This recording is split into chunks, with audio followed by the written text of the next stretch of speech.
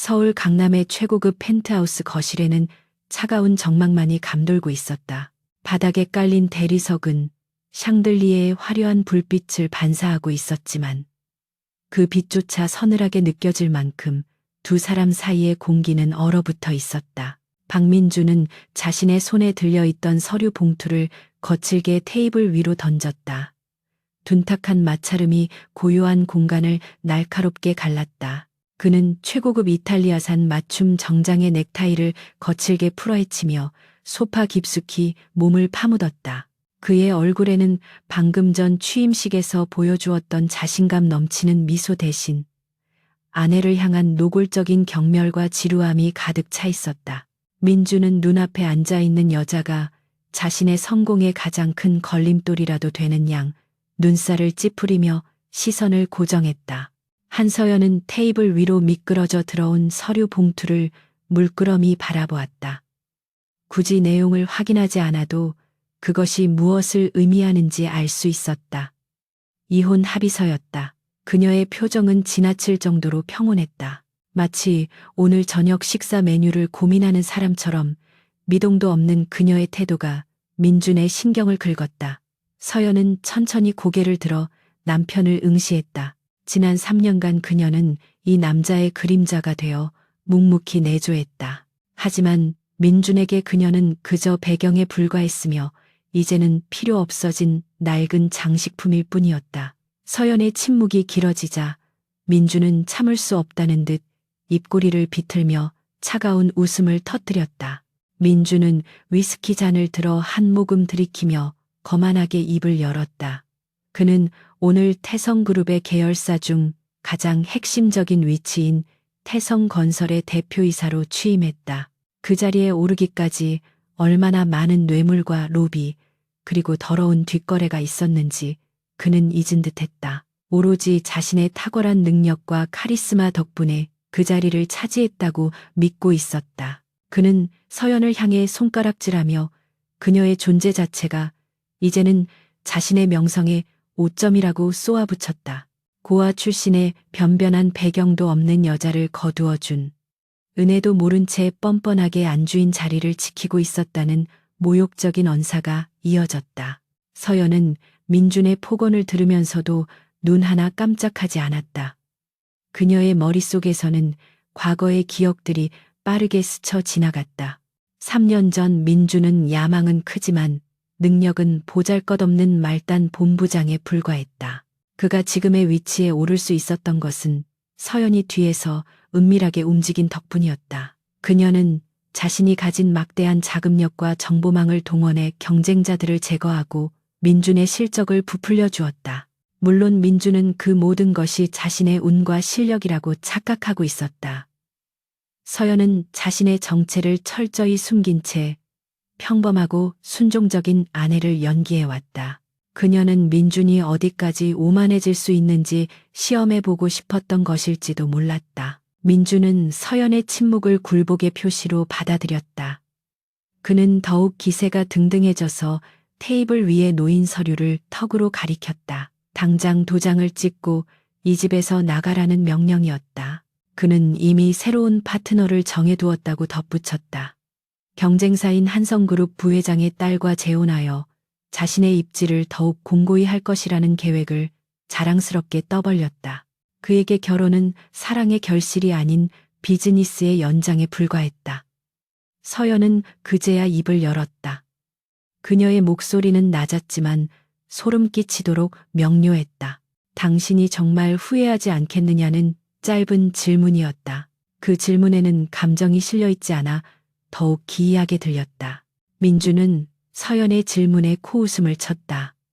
후회라니 가당치도 않다는 반응이었다. 그는 자리에서 일어나 서연에게 다가갔다. 그리고 그녀의 면전에 대고 잔인한 한마디를 내뱉었다. 넌 끝이야. 이 집에서 나가는 순간 넌 아무것도 아닌 존재로 돌아가는 거야. 쥐새끼처럼 길바닥을 기어다니게 될 거라고 악담을 퍼부었다. 민준의 눈동자는 광기로 번들거리고 있었다. 그는 자신이 신이라도 된 듯한 착각에 빠져 있었다. 서연이라는 존재를 자신의 인생에서 지워버리는 것이야말로 진정한 성공의 완성이라고 믿었다. 그는 서연이 매달리며 울부짖기를 기대했으나 그녀의 반응은 예상 밖이었다. 서연은 천천히 자리에서 일어났다. 그녀의 움직임에는 기품이 서려 있었고 흔들림이 없었다. 그녀는 테이블 위에 만년필을 집어들었다. 뚜껑을 여는 소리가 적막한 거실에 크게 울렸다. 서연은 망설임 없이 이혼 합의서에 서명했다. 펜촉이 종이를 긁는 소리가 사형 선고처럼 들려야 했지만 오히려 그녀에게는 해방을 알리는 신호탄과 같았다. 서명을 마친 그녀는 서류를 민준의 가슴팍에 가볍게 던졌다. 종이 뭉치가 그의 가슴에 맞고 바닥으로 흩어졌다. 민준은 당황한 기색을 감추지 못하고 바닥에 떨어진 서류와 서연을 번갈아 쳐다보았다. 그녀는 뒤도 돌아보지 않고 현관을 향해 걸음을 옮겼다. 짐을 챙길 생각조차 없어 보였다. 민준은 그녀의 당당한 태도에 화가 치밀어 올랐다. 그는 서연의 등 뒤에 대고 소리쳤다. 빈손으로 나가서 며칠이나 버틸 수 있을 것 같냐고 조롱했다. 위자료 한 푼도 주지 않을 것이며 네가 가진 모든 카드는 정지시켰다고 으름장을 놓았다. 하지만 서연은 걸음을 멈추지 않았다. 그녀에게 이 집안의 물건들은 아무런 가치가 없었다. 그녀가 이곳에 머물렀던 유일한 이유는 민준이라는 인간에 대한 마지막 믿음 때문이었다. 하지만 그 믿음은 오늘 밤 완전히 산산조각이 났다. 현관문 앞에 선 서연은 잠시 멈칫했다. 그리고 고개만 살짝 돌려 민준을 바라보았다. 그녀의 눈빛은 더 이상 순종적인 아내의 것이 아니었다. 먹잇감을 노려보는 맹수의 눈빛처럼 서늘하고 날카로웠다. 그녀는 민준을 향해 입을 열지 않았지만 그 눈빛만으로도 충분한 메시지를 전달하고 있었다. 민준은 순간적으로 등골이 오싹해지는 것을 느꼈다. 알 수 없는 불안감이 가슴 한구석을 찔렀지만 그는 곧바로 고개를 저으며 애써 무시했다. 그저 버림받은 여자의 마지막 발악일 뿐이라고 스스로를 위로했다. 그는 다시 소파에 앉아 승리의 술잔을 기울였다. 서연이 현관문을 열고 밖으로 나오자 차가운 밤 공기가 그녀의 뺨을 스쳤다. 하늘에서는 굵은 빗줄기가 쏟아지고 있었다. 빗물은 순식간에 그녀의 옷을 적셨지만 서연은 개의치 않았다. 오히려 그 차가움이 그녀의 머리를 맑게 해주었다. 그녀는 고급 주택단지의 가로등 불빛 아래서 잠시 하늘을 올려다보았다. 3년이라는 시간 동안 쓰고 있던 가면이 빗물과 함께 씻겨내려가는 기분이었다. 이제 연극은 끝났다. 박민준의 아내 한서연은 죽었다. 이제 남은 것은 거대 자본을 움직이는 냉철한 투자자 오로라뿐이었다. 그녀는 빗속을 뚫고 천천히 걸어 나갔다. 주택단지 입구에는 검은색 세단 한 대가 조용히 대기하고 있었다. 차의 헤드라이트가 비를 뚫고 그녀를 비추었다. 운전석에서 검은 양복을 입은 남자가 급히 내려 우산을 펼쳐들고 서연에게 다가왔다. 그는 정중하게 고개를 숙이며 뒷좌석 문을 열었다. 서연은 말없이 차에 올랐다. 차 안의 공기는 따뜻하고 안락했다. 젖은 옷에서 물기가 배어나왔지만 그녀의 표정은 어느 때보다 건조했다. 운전기사는 백미러를 통해 서연의 눈치를 살피며 조심스럽게 행선지를 물었다. 서연은 창밖으로 멀어지는 펜트하우스를 바라보았다. 불 켜진 창문 너머로 민준이 샴페인을 터뜨리며 환호하는 모습이 보일 듯했다. 그는 지금 자신이 세상의 꼭대기에 서 있다고 착각하고 있을 것이다. 하지만 그는 자신이 딛고 있는 바닥이 이미 무너져 내리고 있다는 사실을 알지 못했다. 서연은 핸드폰을 꺼내 들었다. 액정 화면 위로 수많은 부재중 전화와 메시지들이 떠 있었다. 모두 그녀의 진짜 신분을 알고 있는 전 세계의 금융 파트너들이었다. 그녀는 짧은 한숨을 내쉬며 특정 번호를 눌러 통화 버튼을 터치했다. 신호음이 몇 번 울리기도 전에 상대방이 전화를 받았다. 수화기 너머로 중후한 남자의 목소리가 들려왔다. 오랫동안 기다렸다는 듯한 말투였다. 서연은 차분한 목소리로 지시를 내리기 시작했다. 태성건설에 투자된 모든 자금을 회수하라는 명령이었다. 그리고 내일 아침 주식시장이 열리는 즉시 적대적 인수합병을 위한 작업을 시작하라고 덧붙였다. 그녀의 목소리에는 일말의 망설임도 없었다. 그것은 단순한 복수가 아니었다. 철저한 응징이자 잘못된 것을 바로잡는 심판이었다. 서연은 통화를 마치고 시트에 몸을 기댔다. 차는 빗길을 미끄러지듯 달려 어둠 속으로 사라졌다. 한편 펜트하우스에 남겨진 민주는 승리감에 도취되어 있었다. 그는 핸드폰을 꺼내 내연녀에게 전화를 걸었다. 달콤한 목소리로 이제 모든 장애물이 사라졌음을 알렸다. 그녀와의 통화는 그에게 더 없는 쾌감을 안겨주었다. 그는 자신이 이혼을 주도했고 한서연을 맨몸으로 쫓아냈다는 사실을 무용담처럼 늘어놓았다. 내연녀는 그의 말에 맞장구치며 그의 결단을 칭찬했다. 민주는 전화를 끊고 다시 한번 거실을 둘러보았다. 서연의 흔적이 남아있는 물건들이 눈에 거슬렸다. 그는 내일 당장 인테리어 업체를 불러 모든 것을 바꿔버리겠다고 다짐했다. 하지만 민준의 환희는 그리 오래가지 못할 운명이었다. 그는 자신이 쫓아낸 여자가 누구인지 전혀 알지 못했다. 그녀가 단순히 돈 많은 집안의 딸 정도가 아니라 국가 경제를 뒤흔들 수 있는 거대한 손이라는 사실을 꿈에도 상상하지 못했다. 민준이 서연을 향해 내뱉었던 넌 끝이야라는 말은 사실 자기 자신을 향한 예언이나 다름없었다. 폭풍전야의 고요함 속에서 민준은 다가올 파멸을 감지하지 못한 채 깊은 잠에 빠져들 준비를 하고 있었다. 시계바늘은 자정을 향해 가고 있었고 운명의 수레바퀴는 잔혹한 방향으로 회전하기 시작했다. 빗줄기는 점점 더 거세지고 있었다. 서울의 밤거리는 화려한 네온 사인으로 빛나고 있었지만 그 이면에는 냉혹한 승부의 세계가 존재했다. 검은 세단 안에서 서연은 태블릿 PC를 켰다. 화면 가득 태성건설의 재무제표와 주주명부가 떠올랐다. 그녀의 손가락이 화면 위를 빠르게 움직였다. 붉은색 그래프와 숫자들이 춤을 추듯 변화했다. 그녀는 민준이 가장 자랑스러워하는 태성건설을 공중분해시킬 계획을 세우고 있었다. 그것은 하루아침에 이루어질 일이었지만 그 준비는 이미 오래전부터 완벽하게 되어 있었다. 서연의 눈빛은 모니터 불빛을 받아 차갑게 빛났다. 그녀는 민준에게 주었던 모든 기회를 회수하기로 마음먹었다. 그가 누리고 있는 권력과 명예, 그리고 부는 모두 서연의 호의 위에서 지어진 사상누각이었다. 이제 그 기반을 흔들어 버릴 시간이었다. 그녀는 입가에 희미한 미소를 띄었다. 그것은 즐거움의 미소가 아니라 사냥을 앞둔 포식자의 본능적인 반응이었다.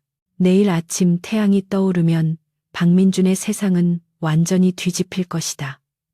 그리고 그는 자신이 얼마나 어리석은 짓을 저질렀는지 뼈저리게 깨닫게 될 것이다. 차는 어느새 한강 다리를 건너고 있었다. 차창 밖으로 보이는 검은 강물은 마치 모든 것을 집어삼킬 듯 넘실거렸다. 서연은 창문에 머리를 기대고 눈을 감았다. 지난 3년간의 결혼 생활이 파노라마처럼 스쳐 지나갔다. 사랑이라고 믿었던 감정은 배신으로 돌아왔고 헌신은 조롱거리가 되었다. 하지만 그녀는 슬퍼하지 않았다. 감정적인 소모는 비즈니스에 방해가 될 뿐이었다. 그녀는 마음속 깊은 곳에 있는 연약한 자아를 봉인하고 냉철한 이성을 깨웠다. 이제부터 시작될 싸움에서 자비란 없을 것이다. 목적지에 도착한 차가 부드럽게 멈춰섰다. 거대한 빌딩 숲 사이에 숨겨진 듯 자리 잡은 프라이빗 클럽의 입구였다. 이곳은 대한민국 상위 1%만이 출입할 수 있는 비밀스러운 공간이자 서연이 실질적인 오너로 있는 곳이기도 했다. 그녀가 차에서 내리자 대기하고 있던 직원들이 허리를 90도로 굽혀 인사했다. 그들의 태도에는 깊은 존경심과 두려움이 배어 있었다. 서연은 익숙하게 그들의 인사를 받으며 안으로 들어갔다. 화려한 조명과 음악이 흐르는 홀을 지나 그녀는 가장 안쪽에 있는 VIP 룸으로 향했다. 룸 안에는 이미 그녀의 핵심 참모들이 대기하고 있었다. 변호사, 회계사, 그리고 사설 정보업체 팀장까지 각 분야의 전문가들이 서연을 기다리고 있었다. 그녀가 들어서자 모두 자리에서 일어나 예를 갖추었다. 서연은 상석에 앉아 그들을 둘러보았다. 그녀는 짧고 간결하게 상황을 설명하고 각자에게 임무를 부여했다. 민준의 비자금 내역, 횡령 증거, 그리고 내연녀 집안의 비리까지 모든 정보를 수집하고 공격할 준비를 마치라는 지시였다. 참모들은 일사불란하게 움직이며 그녀의 명령을 수행할 준비를 했다. 서연은 와인잔을 손에 쥐고 붉은 액체를 응시했다. 내일이면 민주는 자신에게 무릎을 꿇고 애원하게 될 것이다. 하지만 그때는 이미 늦을 것이다. 그녀는 잔을 입에 가져다 대며 속으로 되뇌었다. 박민준, 네가 말한 끝이 어떤 것인지 똑똑히 보여주마. 밤은 깊어가고 있었지만 서연의 눈은 그 어느 때보다 맑게 깨어 있었다. 복수의 서막이 올랐고 주사위는 던져졌다. 여의도 금융가 한복판에 우뚝 솟은 마천루의 최상층은 대한민국 경제를 움직이는 보이지 않는 손이 머무는 곳이었다. 한서연은 엘리베이터의 문이 열리자마자 익숙한 공기를 깊이 들이마셨다. 빗물에 젖었던 옷은 이미 최고급 정장으로 갈아입은 뒤였고 화장기 없던 얼굴에는 냉철한 카리스마가 더해져 있었다. 복도를 따라 늘어선 비서들과 임원들은 그녀가 지나가자마자 숨소리조차 내지 않고 허리를 숙였다. 그들에게 서연은 단순한 상사가 아니라 절대적인 권력자이자 경외의 대상이었다. 그녀의 구두굽 소리가 복도를 울릴 때마다 새벽의 정적은 깨어지고 팽팽한 긴장감이 감돌기 시작했다. 집무실의 육중한 문이 열리고 서연은 자신의 자리로 돌아왔다. 통유리 창 너머로 보이는 서울의 전경은 발 아래에 놓인 장난감 세상처럼 작아 보였다. 지난 3년 동안 그녀는 좁은 주방과 거실에 갇혀 지내며 박민준이라는 남자의 시야에 맞춰 세상을 바라보려 노력했다. 하지만 그것은 거인이 난쟁이 흉내를 내는 것만큼이나 고통스럽고 부자연스러운 일이었다. 이제 그녀는 본래의 자리에서 세상을 내려다보고 있었다. 책상 위에는 이미 태성건설에 관한 정밀 분석 보고서가 산더미처럼 쌓여 있었다. 그녀는 가죽 의자에 앉아 만년필을 집어들며 서늘한 눈빛으로 서류를 훑어보기 시작했다. 같은 시각 강남의 펜트하우스에서 눈을 뜬 박민주는 지끈거리는 두통과 함께 깨어났다. 숙취가 몰려왔지만 기분은 날아갈 듯 상쾌했다. 침대 옆자리가 비어 있다는 사실이 그에게는 무엇보다 큰 해방감을 주었다. 거실로 나온 그는 널브러진 술병들을 보며 지난밤의 승리를 다시금 되새겼다. 눈엣가시 갔던 아내를 내쫓고 태성건설의 대표 자리에 올랐으며 재벌가와의 혼담까지 오가고 있었다. 모든 것이 완벽했다. 그는 냉장고에서 생수를 꺼내 마시며 콧노래를 흥얼거렸다. 오늘부터 시작될 자신의 황금빛 미래를 상상하니 웃음이 절로 나왔다. 그는 샤워를 마치고 가장 아끼는 양복을 꺼내 입으며 거울 속에 자신에게 윙크를 보냈다. 태성건설 사옥에 도착한 민주는 로비를 가로지르며 직원들의 인사를 받았다. 어제까지만 해도 그를 은근히 무시하던 임원들조차 오늘은 깍듯하게 예우를 갖추고 있었다. 그는 엘리베이터에 올라타며 비서에게 거만한 태도로 커피를 주문했다. 대표 이사실의 문을 열고 들어선 그는 최고급 가죽 의자에 몸을 파묻고 다리를 책상 위에 올렸다. 이 방의 주인은 이제 자신이었다. 그는 핸드폰을 들어 내연녀에게 사랑을 속삭이는 메시지를 보냈다. 그녀와의 결혼을 통해 태성그룹 내에서의 입지를 굳히고 언젠가는 그룹 전체를 집어삼킬 야망을 품고 있었다. 그는 자신이 천재적인 전략가라고 착각하며 깊은 자아 도취에 빠져 있었다. 서연은 모니터 화면에 띄워진 태성건설의 주가 흐름을 주시하고 있었다. 개장과 동시에 주가는 소폭 상승하고 있었다. 민준의 취임 소식이 호재로 작용한 듯했다. 하지만 그것은 폭락 직전의 마지막 반등일 뿐이었다. 서연은 인터폰을 눌러 자금 운용팀장에게 짧은 지시를 내렸다. 작전 개시라는 단 한마디였다. 그 명령이 떨어지자마자 전 세계에 퍼져 있던 오로라 인베스트먼트의 자금망이 일제히 움직이기 시작했다. 그것은 마치 거대한 댐의 수문을 한꺼번에 개방하는 것과 같았다. 태성건설이 발행한 채권들이 시장에 쏟아져 나오기 시작했고 주요 투자자들이 동시에 자금 회수를 요청하는 공문을 발송했다. 민준이 점심 약속을 위해 재킷을 챙겨 입고 있을 때 집무실 문이 다급하게 열렸다. 노크도 없이 뛰어들어온 사람은 재무 담당 상무였다. 항상 침착하던 그의 얼굴은 사색이 되어 있었고 이마에는 식은땀이 흐르고 있었다.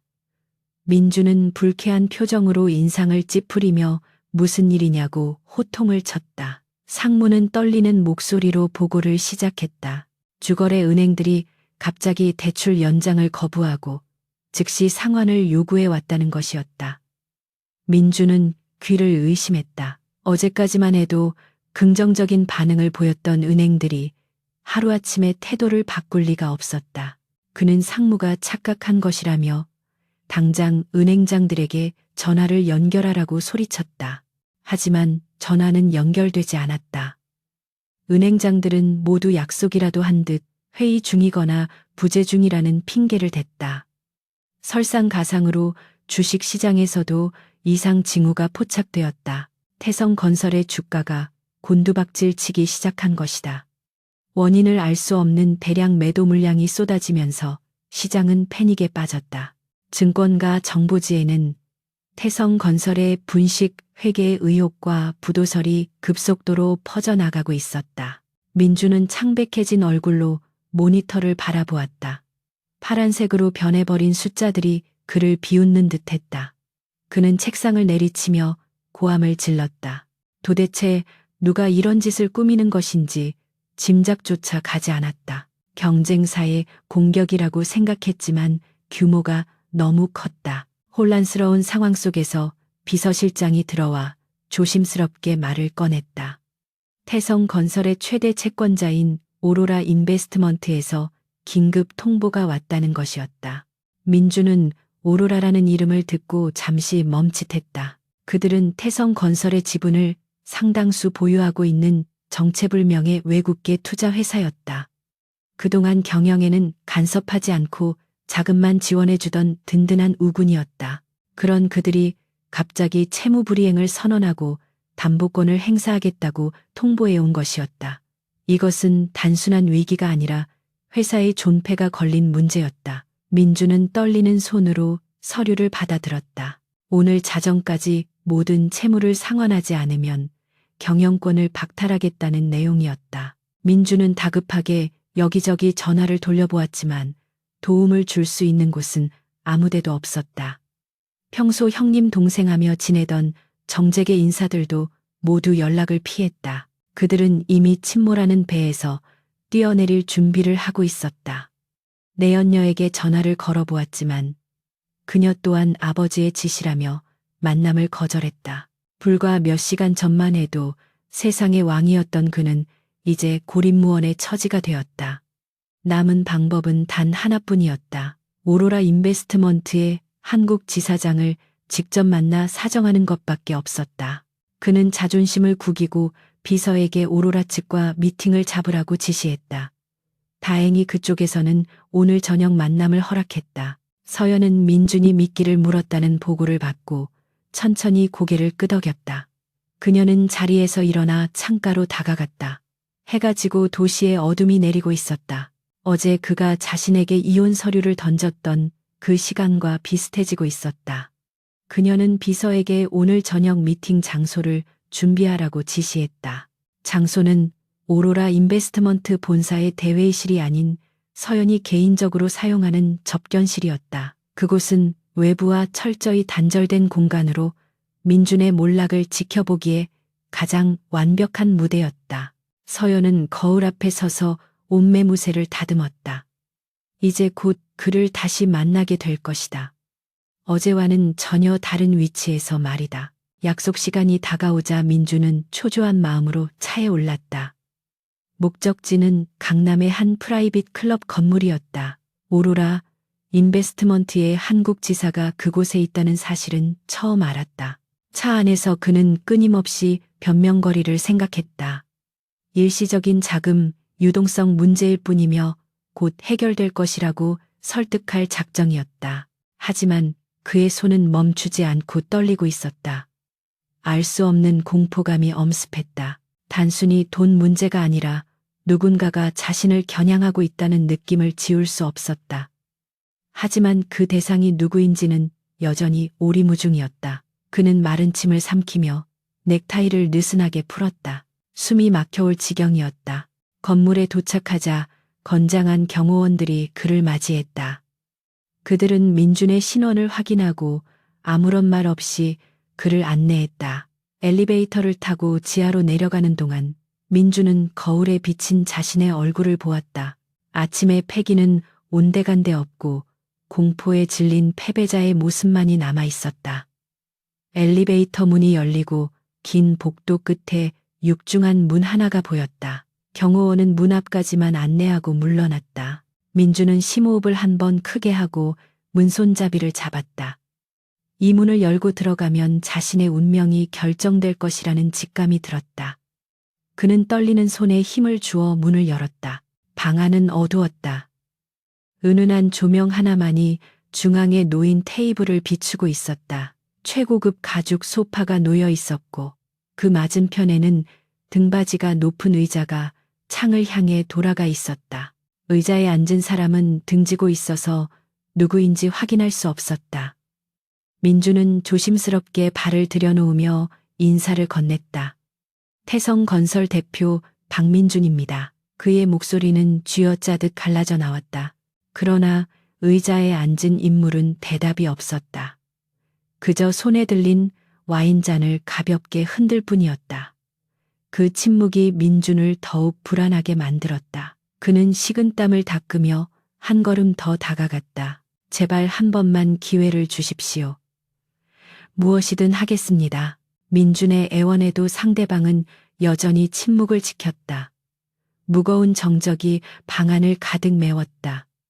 민준은 무릎이라도 꿇어야 하나 고민했다. 자존심 따위는 이미 버린 지 오래였다. 회사가 망하면 자신도 끝이었다. 그는 다시 한번 간절하게 호소했다. 자금 회수만 철회해 주신다면 이자율을 2배로 드리겠습니다. 제 지분도 일부 넘기겠습니다. 그제야 의자가 천천히 돌아가기 시작했다. 가죽이 마찰하는 소리가 민준의 심장을 긁는 듯했다. 어둠 속에 가려져 있던 얼굴이 서서히 조명 아래로 드러나기 시작했다. 민준은 마른 침을 삼키며 그 얼굴을 주시했다. 그리고 의자가 완전히 돌아갔을 때 그의 눈은 경악으로 크게 벌어졌다. 의자가 완전히 돌아가고 조명 아래 드러난 얼굴을 확인한 순간 박민준은 자신의 눈을 의심했다. 심장이 덜컥 내려앉는 듯한 충격에 호흡마저 일시적으로 멈춰버렸다. 눈앞에 앉아있는 여자는 분명 어제 자신이 헌신짝처럼 내버린 아내 한서연이었다. 하지만 동시에 그녀는 자신이 알던 한서연이 아니기도 했다. 낡은 앞치마를 두르고 그를 맞이하던 순종적인 아내의 모습은 온데간데 없었다. 최고급 정장을 완벽하게 소화하고 차가운 눈빛으로 그를 내려다보는 그녀에게서는 범접할 수 없는 위압감이 뿜어져 나왔다. 민주는 헛것을 보고 있다고 생각하며 눈을 비볐지만 그녀는 여전히 그 자리에 앉아 서늘한 미소를 짓고 있었다. 현실을 부정하고 싶은 그의 입술이 파르르 떨렸다. 도대체 네가 왜 여기에 있는 거냐는 물음이 목구멍까지 차올랐지만 목소리로 나오지 못하고 쇳소리처럼 흩어졌다. 서연은 당황한 기색이 역력한 민준을 보며 천천히 와인 잔을 테이블 위에 내려놓았다. 유리잔이 대리석 테이블에 닿으며 내는 청명한 소리가 정막을 깼다. 그녀는 마치 길 잃은 어린아이를 대하듯 부드럽지만 뼈있는 목소리로 인사를 건넸다. 어서 와요 박민준 대표님. 기다리고 있었어요. 그녀의 목소리는 어제와 다름없었지만 그 안에 담긴 힘은 천지 차이였다. 민주는 뒷걸음질 치며 비틀거렸다. 상황 파악이 되지 않아 머릿속이 뒤죽박죽 엉켜버렸다. 그는 서연이 오로라 인베스트먼트 대표의 비서라거나 혹은 내연녀일지도 모른다는 저급한 상상을 하며 억지로 평정심을 찾으려 애썼다. 네가 감히 나를 놀라게 하려고 이런 쇼를 벌인 거냐고 소리치고 싶었지만 압도적인 분위기에 눌려 입이 떨어지지 않았다. 민주는 떨리는 손으로 소파 등받이를 짚으며 겨우 몸을 지탱했다. 그리고 힘겹게 입을 열어 물었다. 여기가 어디라고 네가 앉아 있는 거야. 오로라 대표님은 어디 계시지? 당장 나오라고 해. 그의 목소리는 허세로 가득 차 있었지만 끝이 갈라져 불안감을 감출 수 없었다. 서연은 그런 민준의 모습이 우스꽝스럽다는 듯 가볍게 웃음을 터뜨렸다. 그녀의 웃음소리는 짧고 건조했다. 그녀는 자리에서 일어나 천천히 민준에게 다가갔다. 또각또각 울리는 구두 소리가 민준의 심장을 조여왔다. 서연은 민준의 코앞까지 다가와 그의 눈을 똑바로 응시하며 속삭였다. 아직도 상황 파악이 안 되나 보네. 당신이 그렇게 애타게 찾던 오로라 인베스트먼트의 실소유주가 바로 나야. 한서연. 민주는 망치로 뒤통수를 얻어맞은 듯한 충격을 받았다. 그럴 리가 없었다. 그녀는 고아 출신에 가진 것 하나 없는 여자였다. 자신이 거두어주지 않았다면 세상의 밑바닥을 헤매고 있었을 존재라고 굳게 믿고 있었다. 그런 여자가 수조 원의 자금을 운용하는 글로벌 투자 회사의 오너라는 사실은 도저히 받아들일 수 없는 모순이었다. 민주는 격렬하게 고개를 저으며 부정했다. 거짓말하지 마. 네가 무슨 돈이 있어서 날 속이려고 작정한 거지. 하지만 그의 외침은 공허한 메아리로 돌아올 뿐이었다. 서연은 테이블 위에 놓인 서류철 하나를 민준에게 던졌다. 서류들이 바닥에 흩어지며 태성건설에 투자된 자금의 흐름과 실소유주 명부가 드러났다. 모든 문서의 최종 승인자란에는 한서연이라는 이름과 그녀의 인감이 선명하게 찍혀 있었다. 서연은 바닥에 떨어진 서류를 밟고 서서 차갑게 말을 이었다. 당신이 그동안 승승장구할 수 있었던 이유가 정말 당신의 능력 때문이라고 생각했어? 당신이 위기에 처할 때마다 자금을 지원하고 경쟁사를 눌러준 게 누구였을 것 같아. 모두 나였어. 내 남편기 살려주겠다고 밑빠진 독에 물 붓기식으로 쏟아부은 돈이 천문학적이야. 서연의 말 한마디 한마디가 날카로운 비수가 되어 민준의 가슴에 꽂혔다. 그는 지난 3년간의 성공이 모두 허상이었다는 사실에 전율했다. 자신이 이룬 것이라고 믿었던 성취들이 사실은 아내가 차려준 밥상에 숟가락만 얹은 격이었다는 진실은 그의 자존심을 산산이 조각냈다. 다리에 힘이 풀려 주저앉을 것 같았지만 그는 마지막 남은 오기로 버티고 서 있었다. 민준의 얼굴은 불그락푸르락 변해갔다. 수치심과 분노 그리고 공포가 뒤섞인 감정이 그를 집어삼키고 있었다. 그는 서연을 노려보며 으르렁거렸다. 그래서 지금 나한테 복수라도 하겠다는 거야? 치사하게 돈으로 사람을 조종해? 서연은 눈 하나 깜짝하지 않고 받아쳤다. 복수? 아니 이건 교육이야. 주제를 모르고 날뛰는 사람에게 현실을 알려주는 참교육이지. 그리고 당신이 어제 나한테 했던 말 기억해? 넌 끝이라고 했었지. 그 말을 그대로 돌려줄게. 박민준 당신은 끝이야. 내일 아침이면 태성건설은 부도 처리될 거고 당신은 횡령과 배임 혐의로 검찰 조사를 받게 될 거야. 내가 가진 증거들만으로도 당신은 평생 감옥에서 썩게 될 테니까. 감옥이라는 단어에 민준의 이성이 마비되었다. 그는 권력과 돈을 잃는 것은 견딜 수 있어도 자유를 잃고 감옥에 갇히는 것만은 상상조차 하기 싫었다. 더구나 횡령 증거까지 가지고 있다는 말은 허풍으로 들리지 않았다. 그가 저지른 비리들은 서연이 마음만 먹으면 얼마든지 찾아낼 수 있는 것들이었다. 민준의 머릿속에서 오만함이 사라지고 생존 본능이 깨어났다. 지금 이 자리에서 자존심을 세우다가는 정말로 파멸뿐이라는 계산이 섰다. 그는 입술을 깨물며 서연을 바라보았다. 그녀의 눈빛은 확고했다. 타협의 여지는 없어 보였지만 그에게는 다른 선택지가 없었다. 살아야 했다. 어떻게든 살아남아서 훗날을 도모해야 했다. 민준의 무릎이 천천히 굽혀졌다. 뻣뻣하게 굳어있던 관절이 비명을 지르는 듯 했지만 그는 중력을 이기지 못하고 바닥으로 무너져 내렸다. 최고급 이탈리아산 정장 바지가 차가운 바닥에 닿으며 구겨졌다. 어제까지만 해도 서연을 내려다보며 모욕을 주었던 그가 하루 만에 그녀의 발 아래 엎드린 것이다. 민주는 고개를 숙이고 바닥을 응시했다. 시야가 흐려지고 귀가 윙윙거렸다.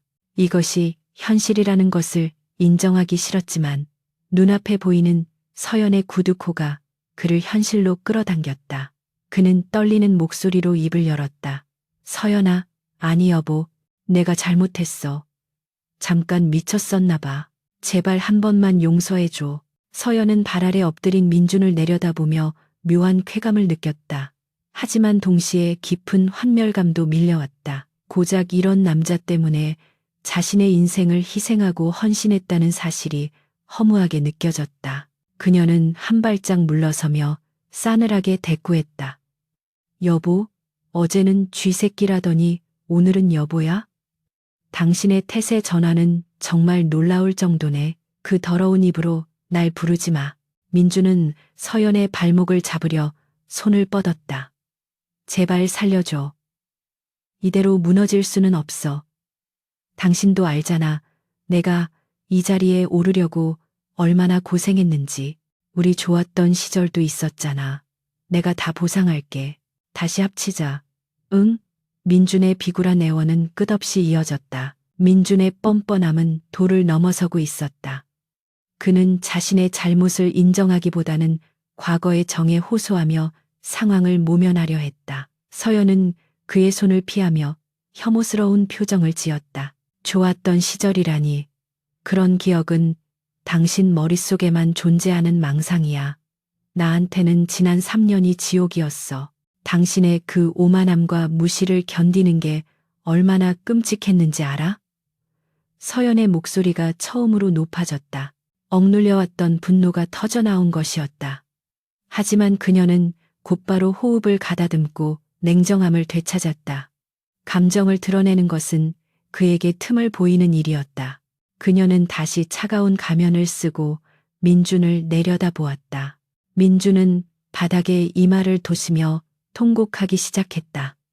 눈물 콧물이 범벅이 되어 그의 얼굴을 망가뜨렸다. 카리스마 넘치던 젊은 CEO의 모습은 온데간데 없고 살려달라고 비는 비참한 죄인만이 남아있었다. 내가 다 정리할게. 그 여자랑도 당장 끝낼게. 당신이 하라는 대로 다 할게. 제발 회사만은 살려줘. 민주는 자신의 명예와 부가 사라지는 것을 견딜 수 없었다. 그에게 회사는 자신의 전부이자 정체성이었다. 서연은 그런 그를 보며 잔인한 미소를 지었다. 그녀는 테이블 위에 와인잔을 들어 올렸다. 그리고 남은 와인을 민준의 머리 위로 천천히 부었다. 붉은 액체가 그의 머리카락을 타고 얼굴로 흘러내려 핏물처럼 보였다. 차가운 와인 세례에 민준은 흠칫 놀라 고개를 들었다. 와인 방울이 속눈썹에 맺혀 시야를 가렸다. 서연은 빈잔을 테이블에 내려놓으며 말했다. 정신 좀 들어? 이게 당신의 현재 모습이야. 누구의 도움 없이는 아무것도 아닌 존재. 주제 파악이 좀 됐으면 좋겠네. 민주는 굴욕감에 몸을 떨었지만 감히 화를 낼 수 없었다. 지금 서연의 심기를 건드리면 정말 끝장이라는 것을 본능적으로 알고 있었기 때문이었다. 그는 와인으로 젖은 얼굴을 손으로 닦아내며 다시 한번 고개를 조아렸다. 시키는 건 뭐든지 하겠습니다. 제발 기회만 주십시오, 회장님. 그는 이제 서연을 아내가 아닌 회장님으로 부르며 철저하게 복종하는 자세를 취했다. 서연은 소파에 다시 앉아 다리를 꼬았다. 그녀는 민준을 굽어보며 잠시 생각에 잠겼다. 이대로 그를 끝내버리는 것은 너무 쉬웠다. 그가 겪어야 할 고통은 이제 막 시작되었을 뿐이었다. 그가 쌓아올린 모래성을 서서히 무너뜨리며 희망 고문을 주는 것이 더 잔혹한 복수가 될 것이라고 판단했다. 서연은 차가운 목소리로 제안했다. 좋아, 기회를 주지. 단 조건이 있어. 민주는 희망의 빛을 발견한 듯 고개를 번쩍 들었다. 무슨 조건이든 따르겠습니다. 말씀만 하십시오. 그의 눈동자가 간절함으로 빛났다. 서연은 그 눈빛을 보며 속으로 비웃었다. 그가 상상하는 것보다 훨씬 더 가혹한 조건이 기다리고 있음을 그는 알지 못했다.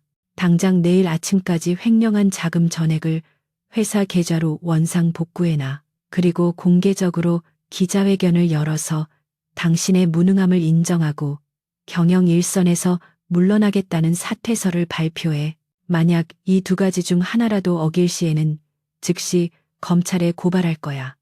서연의 조건은 민준에게 사형 선고나 다름없었다. 이미 탕진해버린 횡령금을 하루 만에 채워넣는 것은 불가능에 가까웠고 사퇴 발표는 그의 사회적 매장을 의미했다. 민주는 입을 떡 벌리고 말을 잇지 못했다. 그건 말도 안 됩니다. 하루 만에 그 큰 돈을 어떻게. 사퇴라니요. 그러면 전 끝입니다. 제발 다른 방법을. 서연은 단호하게 그의 말을 잘랐다. 싫으면 관둬. 지금 당장 법무팀을 불러서 파산 신청을 진행할 테니까. 선택은 당신 몫이야. 감옥에 가서 평생 썩든지 아니면 밖에서 거지꼴로 살든지. 서연은 인터폰에 손을 뻗었다. 민주는 다급하게 손을 저으며 외쳤다.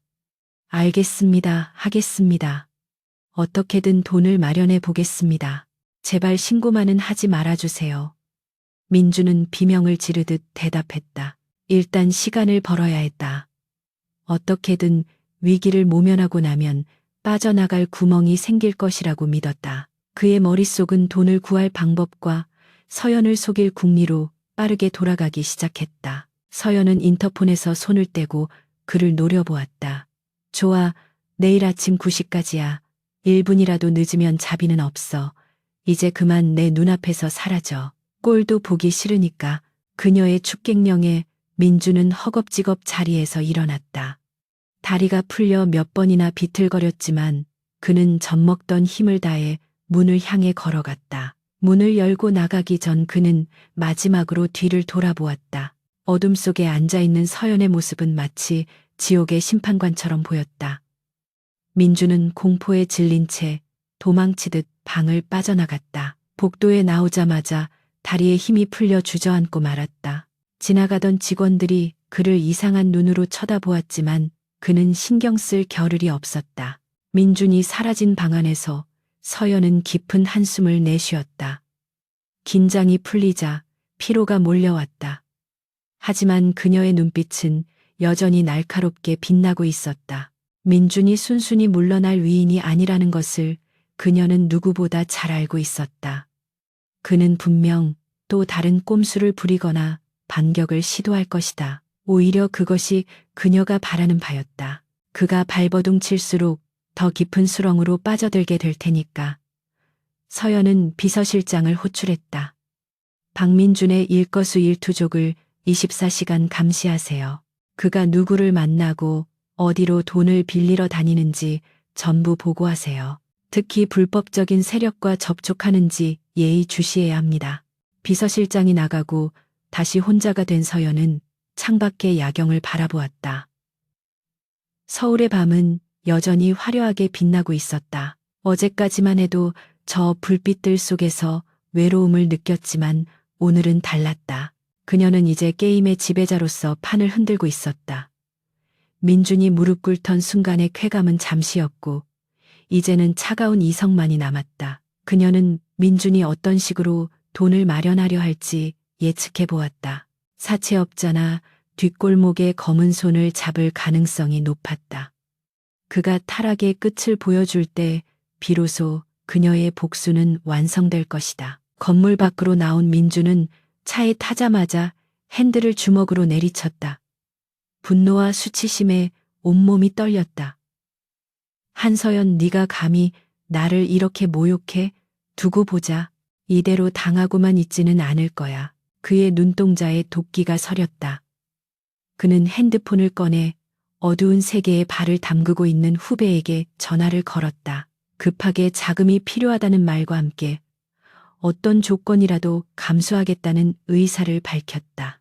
그는 서연의 요구를 들어주는 척하면서 뒤로는 그녀를 칠 계획을 세우기 시작했다. 쥐도 궁지에 몰리면 고양이를 문다고 했다. 민주는 자신이 아직 끝나지 않았음을 증명하고 싶었다.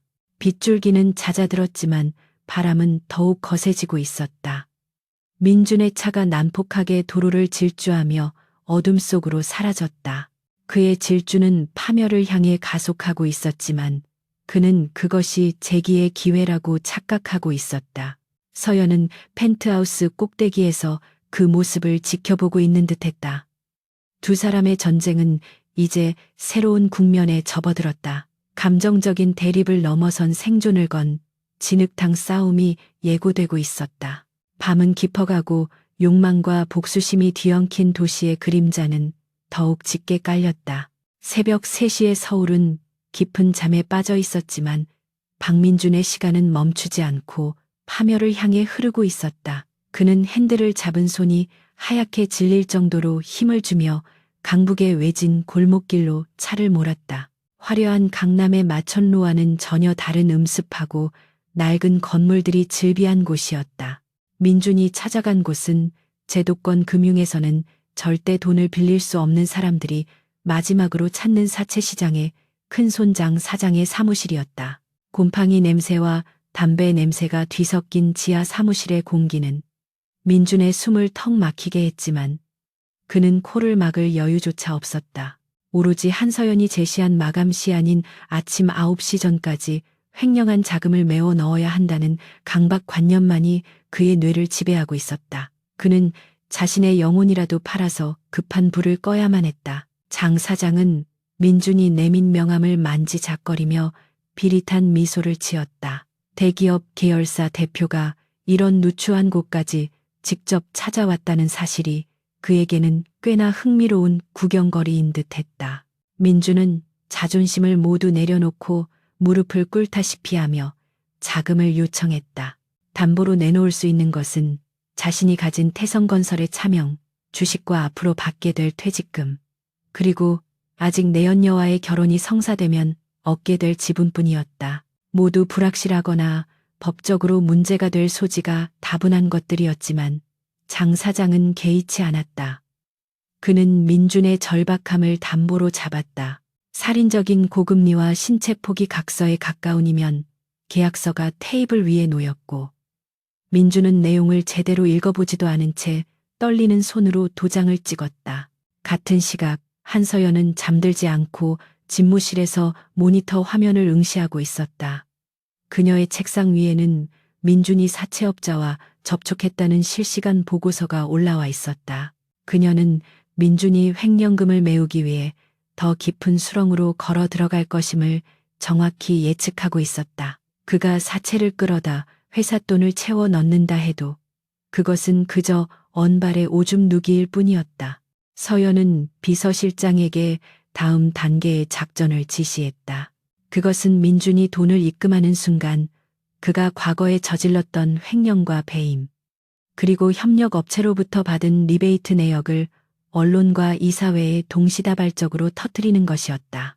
돈을 갚는다고 해서 죄가 사라지는 것은 아니라는 냉혹한 현실을 그에게 가르쳐줄 참이었다. 날이 밝아오자 민주는 위탄 눈으로 은행 문이 열리기를 기다려 사채업자에게 받은 돈을 회사 계좌로 입금했다. 통장 잔고가 채워지는 것을 확인한 그는 그제야 안도의 한숨을 내쉬었다. 비록 끔찍한 빚을 지게 되었지만 당장 한서연의 고발은 피할 수 있을 것이라 믿었다. 그는 넥타이를 고쳐매고 거울을 보며 억지 미소를 지어 보였다.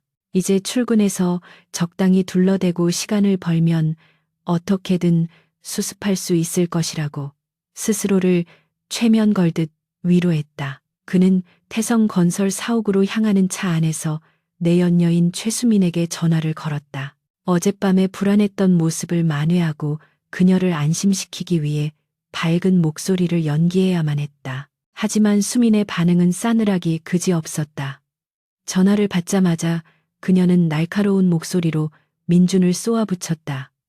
지금 뉴스 안 보고 뭐 하는 거냐는 타박이었다. 민준은 불길한 예감에 황급히 차량의 라디오를 켰고 동시에 스마트폰으로 포털 사이트를 열었다. 메인 화면에는 태성건설 박민준 대표 거액 횡령 및 분식 회계 의혹이라는 자극적인 헤드라인이 대문짝만하게 걸려 있었다. 기사에는 그가 빼돌린 자금의 구체적인 액수와 사용처, 그리고 차명 계좌 내역까지 상세하게 공개되어 있었다. 민준의 손에서 핸드폰이 미끄러져 바닥으로 떨어졌다. 입금만 하면 봐주겠다는 서연의 말은 그저 돈을 회수하기 위한 미끼였을 뿐이었다. 회사 로비에 도착했을 때 분위기는 어제와 완전히 달라져 있었다. 직원들은 삼삼오오 모여 수군거리고 있었고 민준이 나타나자 경멸 어린 시선으로 그를 쳐다보았다. 기자들이 몰려들어 플래시를 터뜨리며 마이크를 들이댔다. 횡령 혐의를 인정하십니까? 자금 세탁은 사실입니까? 쏟아지는 질문 공세에 민준은 귀를 막고 도망치듯 엘리베이터로 향했다. 보안 요원들이 기자들을 막아서지 않았다면 그는 로비에서 옷이 찢겨나갔을지도 몰랐다. 엘리베이터 문이 닫히는 순간 그는 로비 한 구석에 있는 대형 스크린에서 흘러나오는 뉴스를 보았다. 앵커는 태성건설의 부도 위기와 경영진의 도덕적 해이를 강도 높게 비판하고 있었다. 대표이사실에 도착한 민주는 문을 걸어 잠그고 서연에게 전화를 걸었다. 신호음이 몇 번 울리기도 전에 서연이 전화를 받았다. 그녀의 목소리는 너무나도 차분해서 민준의 분노를 더욱 부채질했다. 민준은 악을 쓰며 소리쳤다. 돈은 입금했잖아. 시키는 대로 다 했는데 왜 언론에 터뜨린 거야? 날 죽일 셈이야? 서연은 그의 절규를 듣고 나직하게 웃었다. 착각하지 마. 내가 약속한 건 돈을 갚으면 즉시 고발하지 않겠다는 것뿐이었어. 언론이 취재해서 보도하는 것까지 내가 막을 의무는 없지. 그리고 도둑이 훔친 물건을 돌려줬다고 해서 도둑질한 사실이 없어지나. 그녀의 논리는 완벽했고 빈틈이 없었다. 민주는 벽에 머리를 쿵쿵 냈으며 괴로워했다. 사채까지 써가며 돈을 갚았는데 남은 것은 빚더미와 범죄자라는 낙인뿐이었다. 그때 사무실 문이 거칠게 열리고 최수민이 들어왔다. 그녀의 얼굴은 배신감과 분노로 일그러져 있었다. 수민은 민준의 뺨을 세차게 올려붙였다. 짝소리가 적막한 사무실에 울려 퍼졌다. 너 같은 사기꾼인 줄 알았으면 쳐다보지도 않았어. 우리 아빠가 너 가만 안 둘 거야. 당장 내 눈앞에서 꺼져. 수민은 민준의 해명은 들으려고도 하지 않고 손가락에 끼고 있던 약혼 반지를 빼서 그에게 던졌다. 반지는 민준의 가슴을 맞고 바닥으로 굴러 떨어졌다. 그것은 민준이 꿈꾸던 상류 사회로의 진입 티켓이 영원히 사라지는 소리였다. 수민이 나가고 난 뒤 민준은 바닥에 주저앉아 멍하니 천장을 올려다보았다. 모든 것이 끝났다. 하지만 서연의 공격은 여기서 멈추지 않았다. 책상 위에 인터폰이 울리며 비서실장의 다급한 목소리가 들려왔다. 대표님, 지금 검찰과 국세청에서 압수수색을 나왔습니다. 회계 장부와 컴퓨터 하드디스크를 확보하겠다고 합니다. 민주는 수화기를 떨어뜨렸다. 횡령 기사가 나간 지 불과 몇 시간 만에 압수수색이라니. 이것은 사전에 치밀하게 기획되지 않고서는 불가능한 속도였다. 한서연은 처음부터 그를 사회적으로 완전히 매장시킬 계획을 세우고 있었던 것이다. 그는 자신이 거대한 거미줄에 걸린 나비처럼 꼼짝없이 당하고 있음을 뼈저리게 느꼈다. 사무실 밖이 소란스러워지더니 곧 검은 양복을 입은 수사관들이 들이닥쳤다. 그들은 영장을 제시하며 민준에게 자리에서 비켜날 것을 요구했다. 민준은 저항할 힘도 없이 구석으로 밀려났다. 수사관들은 서류들을 박스에 담고 컴퓨터를 분해했다. 민준이 아끼던 명패와 트로피들이 바닥에 나뒹굴었다. 그는 자신의 왕국이 유린당하는 모습을 지켜보며 극심한 무력감을 느꼈다. 그때 그의 개인 휴대폰으로 메시지 하나가 도착했다. 발신자는 서연이었다. 메시지에는 짧은 동영상 파일이 첨부되어 있었다. 떨리는 손으로 영상을 재생하자 화면에는 민준이 장 사장의 사무실에서 불법 사채 계약서에 서명하는 모습이 고화질로 담겨 있었다. 영상 아래에는 짧은 텍스트가 적혀 있었다. 회사에서 쫓겨나면 그 빚은 어떻게 갚을래? 장 사장 성격 알지? 민준은 비명을 지르며 핸드폰을 집어 던졌다. 서연은 그가 사채업자를 만나는 현장까지 감시하고 있었던 것이다. 이제 그는 법적인 처벌뿐만 아니라 사채업자들의 위협에도 시달려야 했다. 공권력과 어둠의 세력 양쪽으로부터 조여오는 압박감에 숨을 쉴 수가 없었다. 그는 넥타이를 거칠게 풀고 셔츠 단추를 뜯어냈다. 공황 발작이 온 듯 가슴이 답답하고 시야가 좁아졌다. 그는 창문으로 달려가 뛰어내리고 싶은 충동을 느꼈지만 그럴 용기조차 없었다. 수사관 한 명이 민준에게 다가와 이미 동행을 요구했다. 참고인 조사라고 했지만 사실상 피의자 신분이나 다름없었다. 민준은 거부하려 했으나 수사관들의 강압적인 태도에 밀려 사무실을 나설 수밖에 없었다. 복도에는 전 직원이 나와서 그가 끌려가는 모습을 지켜보고 있었다. 어제까지만 해도 그에게 머리를 조아리던 사람들이 이제는 차가운 눈빛으로 그를 경멸하고 있었다. 개중에는 환호성을 지르거나 욕설을 내뱉는 사람도 있었다. 민주는 고개를 푹 숙이고 죄인처럼 걸음을 옮겼다. 그의 등 뒤로 넌 끝이야라고 했던 자신의 말이 환청처럼 맴돌았다. 검찰청으로 향하는 차 안에서 민주는 창밖을 바라보았다. 흐린 하늘에서 빗방울이 떨어지기 시작했다. 어제 서연을 내쫓을 때 내리던 그 비와 비슷했다. 그는 불과 하루 만에 천국에서 지옥으로 떨어진 자신의 처지를 곱씹었다.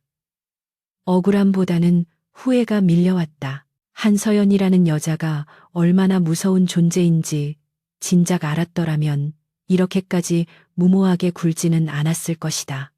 하지만 후회는 언제나 늦은 법이었다. 그는 주머니 속에서 진동하는 핸드폰을 꺼낼 엄두도 내지 못했다. 사채업자들의 독촉 전화가 시작되었음을 직감했기 때문이다. 검찰청 포토라인에 선 민준에게 플래시 세례가 쏟아졌다. 그는 준비된 멘트 하나 없이 멍한 표정으로 서 있었다. 기자들이 질문을 퍼부었지만 아무런 소리도 들리지 않았다. 그의 시선은 군중 너머 어딘가를 향해 있었다. 그곳에는 검은색 세단 한 대가 정차해 있었고 뒷좌석 창문이 살짝 내려가 있었다. 짙은 선글라스를 쓴 여자가 차 안에서 그를 지켜보고 있었다. 서연이었다. 그녀는 민준과 눈이 마주치자 입가에 싸늘한 미소를 띠고 창문을 올렸다. 차는 미련 없이 그곳을 떠났고 민준은 다리가 풀려 휘청거렸다. 취조실에 앉은 민준은 변호사를 불러달라고 요청했지만 연락이 닿는 변호사는 없었다.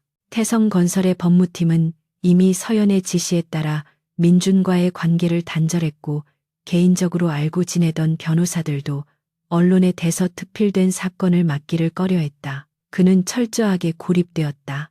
수사관은 두꺼운 서류 뭉치를 책상 위에 던지며 자백을 강요했다.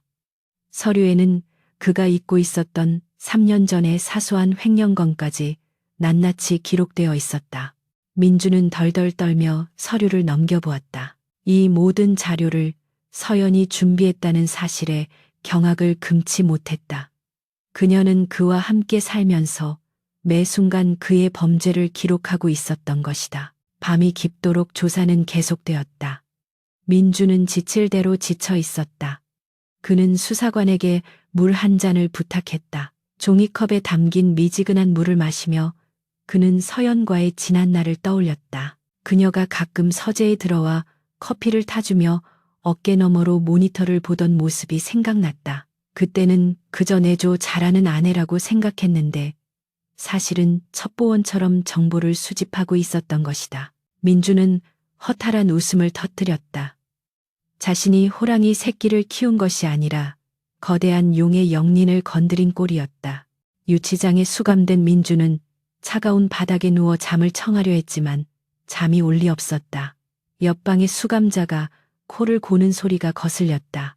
그는 웅크린 채 몸을 떨었다. 내일이면 구속영장이 청구될 것이고 사채업자들은 가족들을 찾아가 행패를 부릴 것이다. 그에게 남은 희망은 없었다. 그때 면회 신청이 들어왔다는 간수의 목소리가 들렸다.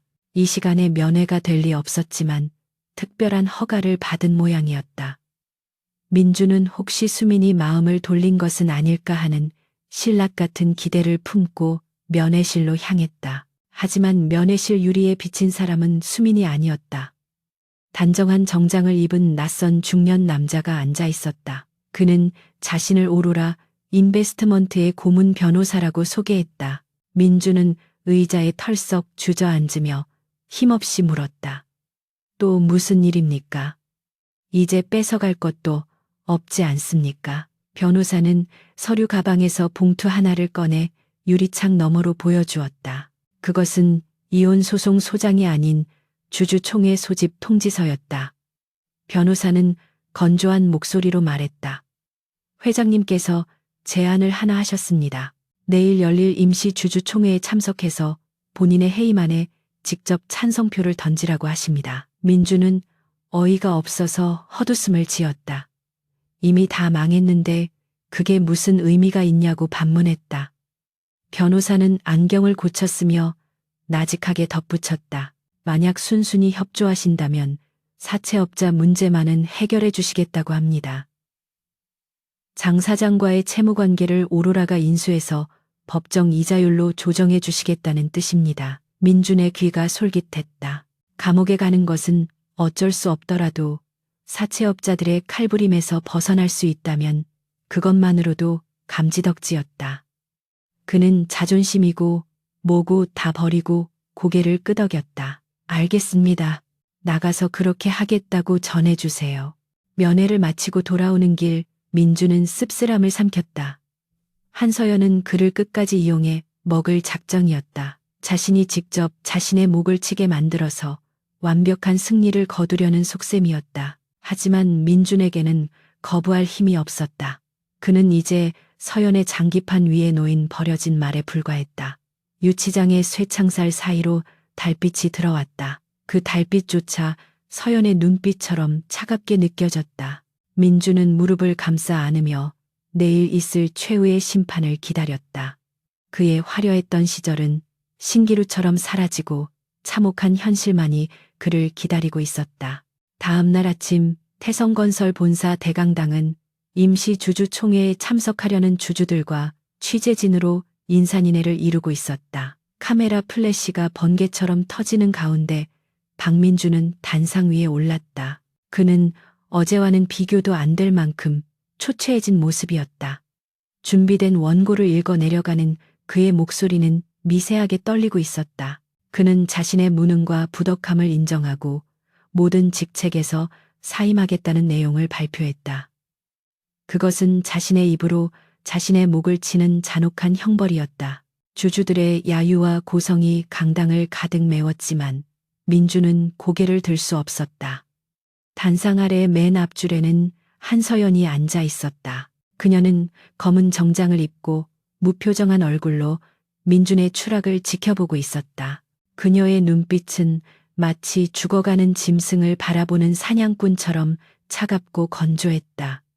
민주는 그녀와 눈이 마주칠까 두려워 시선을 원고에 고정한 채 서둘러 발표를 마쳤다. 주주총회가 끝나고 민주는 뒷문을 통해 강당을 빠져나갔다. 서연과의 거래 덕분에 사채업자들의 즉각적인 위협은 사라졌고 검찰 조사도 불구속 수사로 전환되어 잠시 풀려난 상태였다. 하지만 그에게 남은 것은 아무것도 없었다.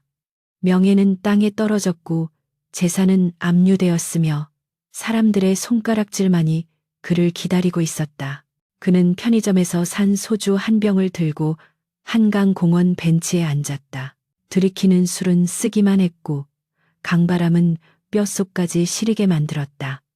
억울함과 분노가 다시금 고개를 쳐들었다. 내가 왜 이렇게까지 비참해져야 하는가. 모든 것이 한서연 때문이라는 생각이 뇌리를 스치자 이성은 마비되고 광기가 그 자리를 대신했다. 그는 빈 술병을 바닥에 내동댕이 쳤다. 파편이 튀어나가는 것을 보며 그는 마지막 발악을 결심했다. 이대로 끝낼 수는 없었다. 죽더라도 혼자 죽지는 않겠다는 비틀린 욕망이 끌어올랐다. 민주는 떨리는 손으로 전화기를 꺼냈다. 저장된 이름도 없는 번호 하나를 눌렀다. 과거 리베이트 건으로 알게 된 뒷세계의 해결사 최 실장이었다. 그는 돈만 주면 무슨 짓이든 하는 인간 말종이었다. 민주는 가진 돈이 없었지만 서연에게서 뜯어낼 돈을 미끼로 그를 꼬여낼 작정이었다. 신호가 몇 번 가기도 전에 걸걸한 목소리가 들려왔다. 민주는 다급하게 용건을 말했다. 한탕 크게 할 건수가 있다. 성공만 하면 평생 놀고 먹을 수 있게 해주겠다. 그의 목소리에는 살기가 서려 있었다. 최 실장은 처음에는 의심하는 눈치였지만 민준이 제시한 타깃이 오로라 인베스트먼트의 회장이라는 사실을 듣고는 흥미를 보였다. 그들은 인적 드문 폐공장에서 만나 구체적인 계획을 모의하기로 했다. 민준의 눈은 이미 인간의 것이 아니었다. 복수심에 불타는 악귀의 형상을 하고 있었다. 어둠이 짙게 깔린 밤, 폐공장 안에는 음산한 기운이 감돌고 있었다. 민주는 최 실장과 그의 부하 3명을 앞에 두고 지도를 펼쳤다. 서연이 매주 금요일 밤이면 경기도 외곽에 있는 개인 별장으로 혼자 이동한다는 정보를 그는 알고 있었다. 그곳은 경호원들도 물리치고 혼자 사색을 즐기는 그녀만의 비밀 공간이었다. 민주는 그 길목을 노리기로 했다. 인적이 드문 산길이라 납치하기에 최적의 장소였다. 민준의 계획은 단순했다. 차를 가로막고 그녀를 끌어내어 해외 계좌로 자금 이체를 강요하고 신체 포기 각서에 지장을 찍게 하는 것이었다. 그런 다음 그녀를 처리하고 해외로 도주할 생각이었다. 최 실장은 민준의 계획을 듣고 킬킬거리며 칼을 만지작거렸다. 민준은 그 섬뜩한 웃음소리에 소름이 돋았지만 멈출 수 없었다. 이미 돌아올 수 없는 강을 건너버렸기 때문이었다. 금요일 밤이 되자 굵은 빗줄기가 다시 쏟아지기 시작했다. 하늘이 뚫린 듯 퍼붓는 비는 민준의 범죄를 가려줄 완벽한 장막이 되었다. 민준과 일당들은 승합차에 타고 서연의 별장으로 향하는 산길 입구에 매복했다. 긴장감 때문에 입안이 바짝바짝 탔다. 민준은 손에 쥔 전기 충격기를 꽉 움켜쥐었다. 시간이 얼마나 흘렀을까. 멀리서 고급 세단의 헤드라이트 불빛이 어둠을 가르며 다가오고 있었다. 서연의 차였다. 민준은 최 실장에게 신호를 보냈다. 승합차가 급하게 튀어나가 도로를 가로막았다. 급브레이크 소리와 함께 서연의 차가 멈춰섰다. 작전 개시였다. 민준은 복면을 뒤집어 쓰고 차에서 뛰어내렸다. 심장이 터질 듯 요동쳤지만 묘한 쾌감이 전율처럼 흘렀다. 일당들은 쇠파이프와 야구 방망이를 들고 서연의 차를 에워쌌다. 민주는 운전석 창문을 거칠게 두드리며 문을 열라고 고래고래 소리쳤다. 차 안은 짙은 썬팅 때문에 잘 보이지 않았지만 운전석에 앉은 사람의 당황한 기색이 느껴지는 듯했다. 최 실장이 쇠파이프로 운전석 유리를 내리치자 유리에 금이 가며 하얗게 부서졌다. 그들은 금방이라도 차문을 뜯어낼 기세였다. 민주는 이 순간을 즐기고 있었다. 항상 자신을 내려다보던 서연이 공포에 질려 벌벌 떨고 있을 모습을 상상하니 웃음이 나왔다. 그는 소리쳤다. 한서연 나와. 네가 날 이렇게 만들었지. 오늘이 네 제삿날이다. 광기에 찬 외침이 빗소리에 묻혀 산속으로 흩어졌다. 그때였다. 굳게 닫혀있던 뒷좌석 문이 부드럽게 열렸다. 민준과 일당들은 순간 멈칫하며 시선을 집중했다. 차 안에서 검은 우산이 먼저 펼쳐지고 그 아래로 한서연이 우아하게 걸어 나왔다. 그녀는 쏟아지는 빛 속에서도 흐트러짐 없는 모습이었다. 공포에 질려 있을 것이라는 예상과 달리 그녀의 표정은 지나칠 정도로 차분했다. 오히려 지루해 보이기까지 했다. 서연은 민준을 빤히 바라보며 입을 열었다. 역시 내 예상이 맞았네. 쥐새끼가 궁지에 몰리면 무는 심혈이라도 할 줄 알았어. 그녀의 목소리는 빗소리를 뚫고 또렷하게 들려왔다. 민주는 복면 너머로 당황한 기색을 감추지 못했다. 어떻게 이렇게 태어날 수 있지? 함정인가? 불길한 예감이 스쳤지만 이미 늦었다. 서연은 우산을 가볍게 돌리며 민준 뒤에 서 있는 최 실장과 깡패들을 훑어보았다. 그리고 싸늘하게 비소했다. 고작 이런 양아치들을 데리고 날 협박하러 온 거야? 박민준, 당신의 수준이 이 정도일 줄은 몰랐네. 실망이야. 민준은 그녀의 조롱에 이성의 끈이 끊어졌다. 그는 최 실장에게 소리쳤다. 뭐해, 당장 잡아. 저 여자 입부터 닥치게 해. 최 실장이 신호를 보내자 부하들이 괴성을 지르며 서연에게 달려들었다. 쇠파이프가 허공을 가르며 날아들었다. 민주는 서연이 비명을 지르며 쓰러질 것을 기대했다. 하지만 그 순간 믿을 수 없는 일이 벌어졌다. 어둠 속에서 검은 그림자들이 튀어나와 깡패들을 덮쳤다. 숲속에 매복하고 있던 서연의 경호팀이었다. 그들은 특수부대 출신의 정예 요원들로 무장한 깡패들을 순식간에 제압해 나갔다. 뼈가 부러지는 소리와 비명 소리가 빗소리와 뒤섞였다.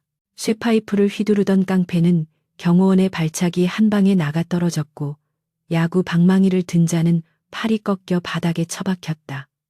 상황은 순식간에 역전되었다.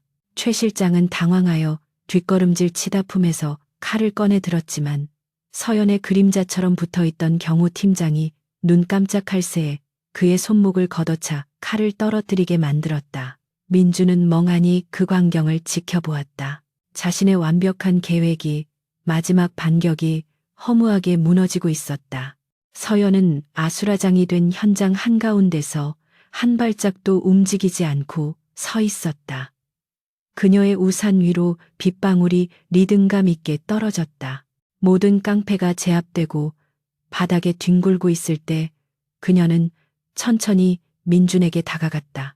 민준은 뒷걸음질 쳤지만 다리에 힘이 풀려 빗물 웅덩이에 엉덩방아를 돋았다.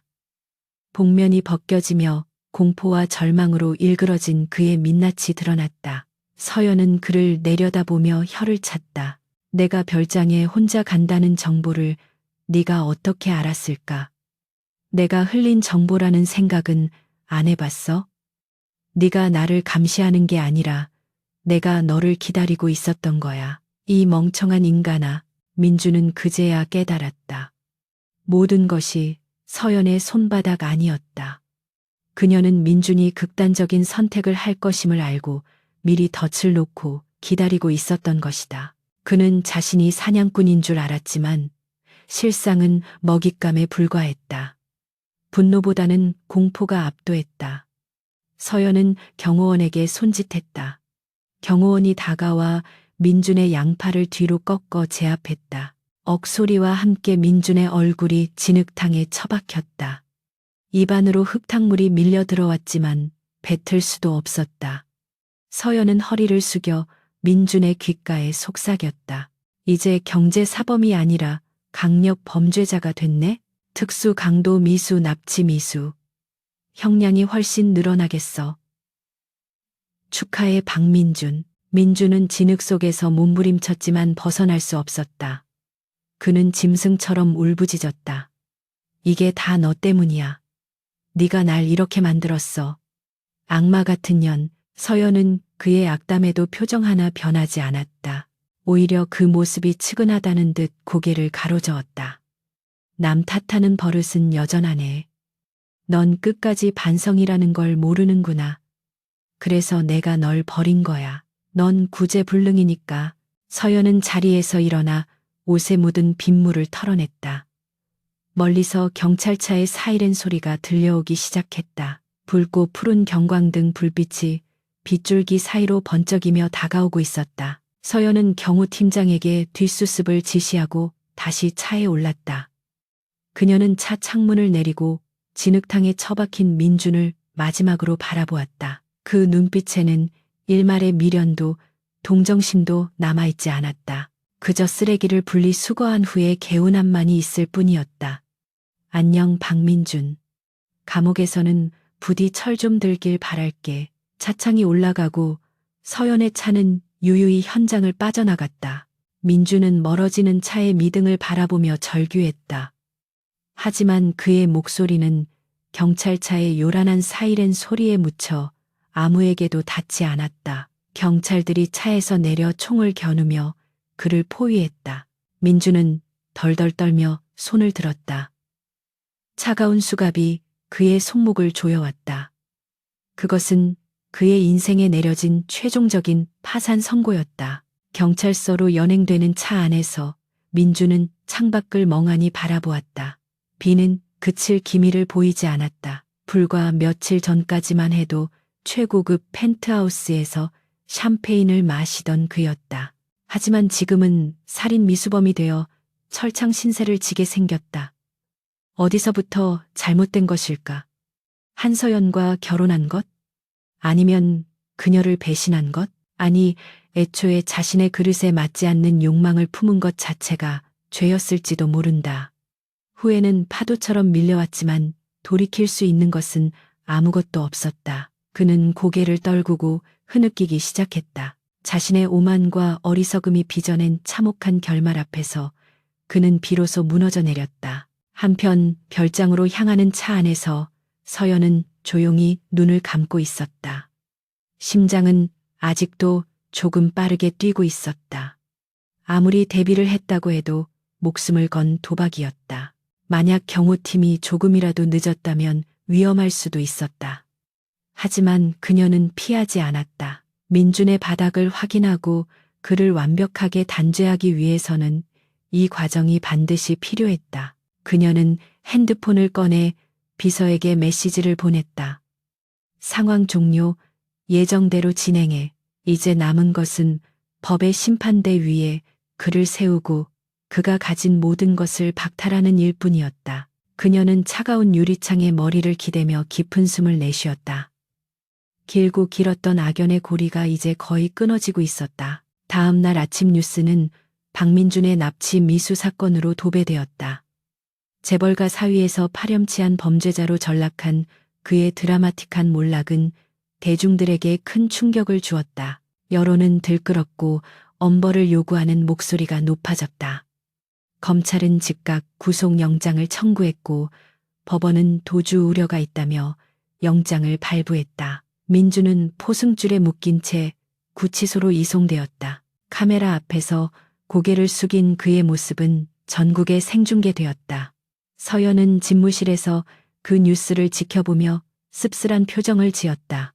승리의 기쁨보다는 씁쓸함이 더 컸다. 한때 사랑했던 남자의 파멸을 지켜보는 것은 결코 유쾌한 일이 아니었다. 하지만 서연은 감상에 젖어 있을 시간이 없었다. 태성건설의 경영 정상화와 오로라 인베스트먼트의 새로운 프로젝트들이 산적해 있었다. 그녀는 TV를 끄고 책상 위에 놓인 서류 더미로 시선을 돌렸다. 이제 그녀는 과거를 뒤로하고 앞으로 나아가야 했다.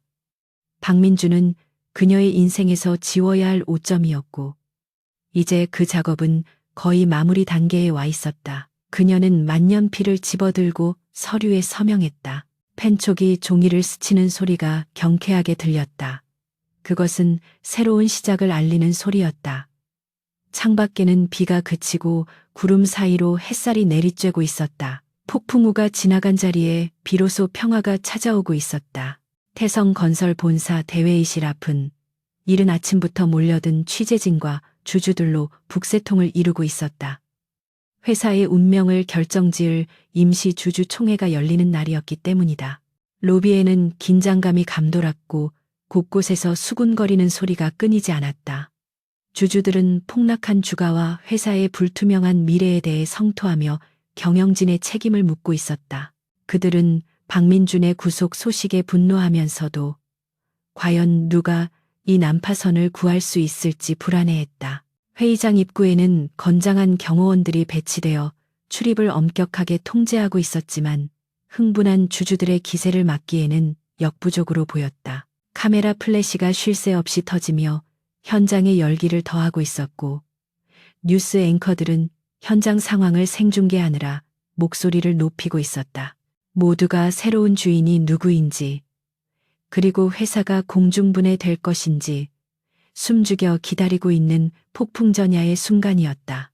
같은 시각 대기실에 앉아있는 한서연은 거울 속에 자신을 응시하고 있었다.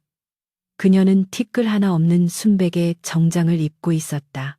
그것은 과거의 어두운 그림자를 완전히 지워버리겠다는 결의의 표현이자 새로운 시작을 알리는 상징이었다. 그녀의 머리카락은 단정하게 빗어 넘겨져 냉철한 이마를 드러냈고 붉은 립스틱은 그녀의 결단을 강조하고 있었다.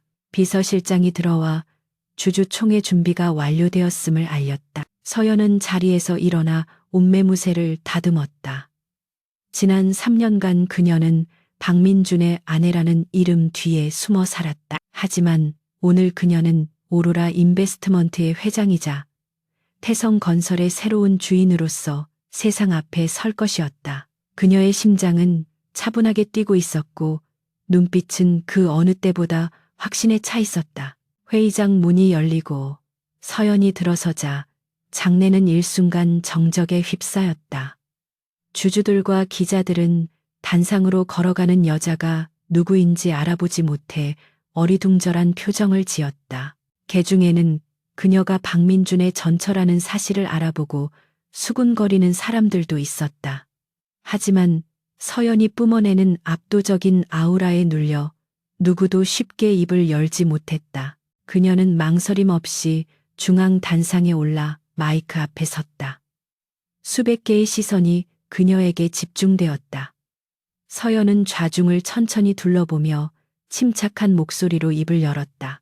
그녀는 자신이 태성건설의 최대 채권자이자 오로라 인베스트먼트의 의장인 한서연이라고 소개했다. 장내는 충격으로 술렁거렸다. 망해가는 회사를 인수한 주체가 바로 쫓겨난 조강지처였다는 사실은 그야말로 반전 드라마였다.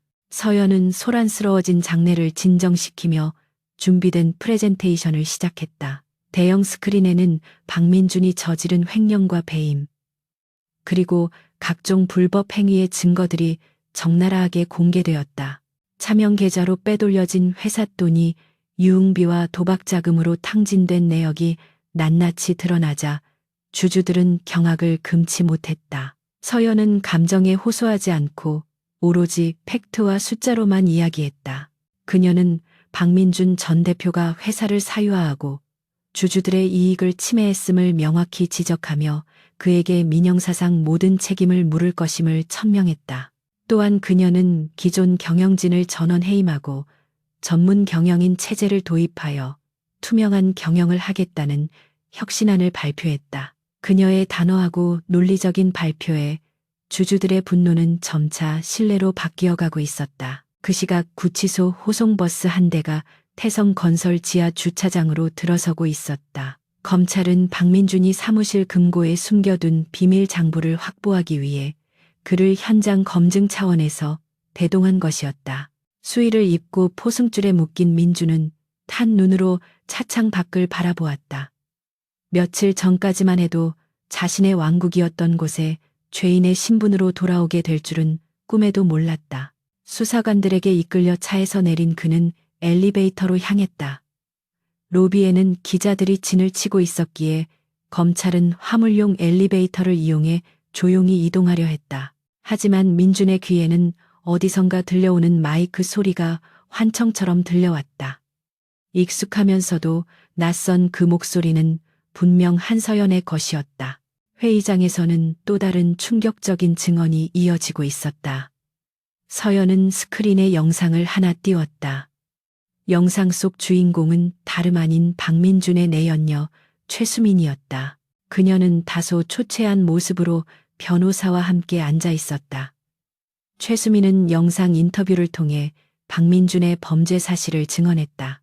그녀는 민준이 자신을 이용해 아버지 회사의 기밀을 빼내려 했으며 횡령한 자금 일부를 자신에게 맡겨 세탁하려 했다고 폭로했다. 그녀는 자신 또한 민준에게 속은 피해자라고 주장하며 눈물을 흘렸다. 물론 그것은 자신의 형량을 줄이고 집안을 보호하기 위한 계산된 연기였지만 민준에게는 치명적인 배신이었다. 영상을 지켜보던 주주들은 혀를 차며 박민준의 파렴치함에 치를 떨었다. 서연은 냉정한 표정으로 그 영상을 바라보았다. 사랑이라 믿었던 불륜조차 결국 이익 앞에서는 산산이 부서지는 모래성일 뿐이었다. 수사관들에게 이끌려 복도를 지나던 민준은 회의장 쪽에서 흘러나오는 소리에 걸음을 멈췄다. 열린 문틈 사이로 스크린에 비친 최수민의 얼굴과 서연의 목소리가 들려왔다. 그는 믿을 수 없는 광경에 눈을 크게 떴다. 수민이 자신을 배신하고 모든 죄를 뒤집어 씌우고 있었다. 그리고 단상 위에는 한서연이 여왕처럼 군림하며 자신을 단죄하고 있었다. 민준은 분노로 온몸을 떨었다. 억울함과 배신감이 치밀어 올라 이성을 마비시켰다. 그는 수사관의 제지에도 불구하고 회의장 쪽으로 몸을 틀었다. 마지막으로 할 말이 있다는 듯, 아니 저 여자에게 따져야겠다는 일념으로 그는 괴력을 발휘해 수사관을 밀치고 회의장 문을 박차고 들어갔다. 갑작스러운 소란에 회의장의 시선이 일제히 입구 쪽으로 쏠렸다. 헝클어진 머리에 수의를 입고 포승줄에 묶인 박민준이 비틀거리며 서 있었다. 그의 등장은 장내에 더 큰 충격을 안겨주었다. 화려한 정장을 입고 거만하게 굴던 전 대표이사가 며칠 만에 노숙자보다 못한 몰골로 나타난 것이다. 기자들은 미친 듯이 셔터를 눌러댔다. 민준은 수많은 카메라 플래시 세례에 눈을 찡그렸지만 그의 시선은 오직 단상 위에 서연에게 고정되어 있었다. 그는 핏발 선눈으로 그녀를 노려보며 소리쳤다. 이게 다 네가 꾸민 짓이지. 날 함정에 빠뜨리고 네가 이 회사를 집어삼키려고. 거짓말이야. 저 여자가 하는 말은 다 거짓말이라고. 민준의 절규는 처절했지만 아무도 귀담아 듣지 않았다.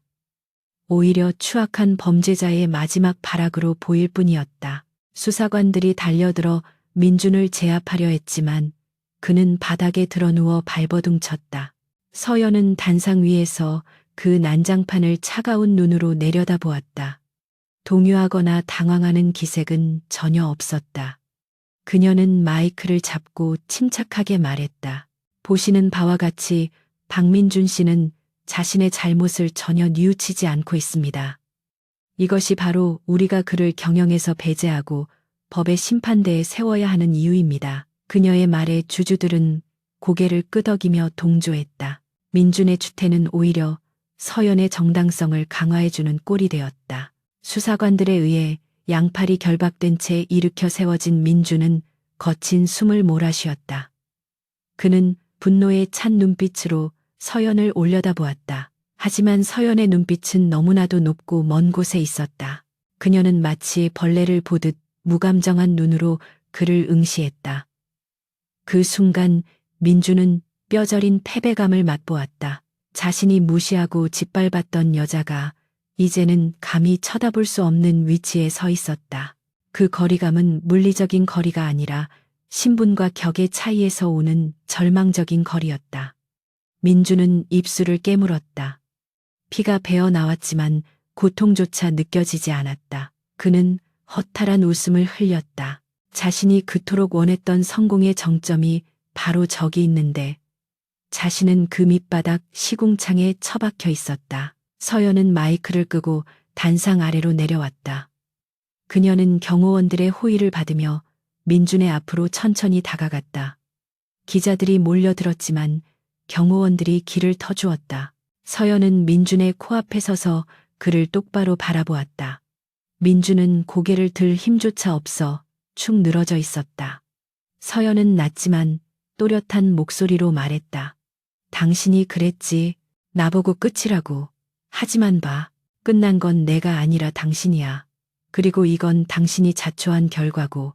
그녀의 말은 사형 선고처럼 민준의 가슴에 박혔다. 민준은 고개를 들어 뭐라 대꾸하려 했지만 목소리가 나오지 않았다.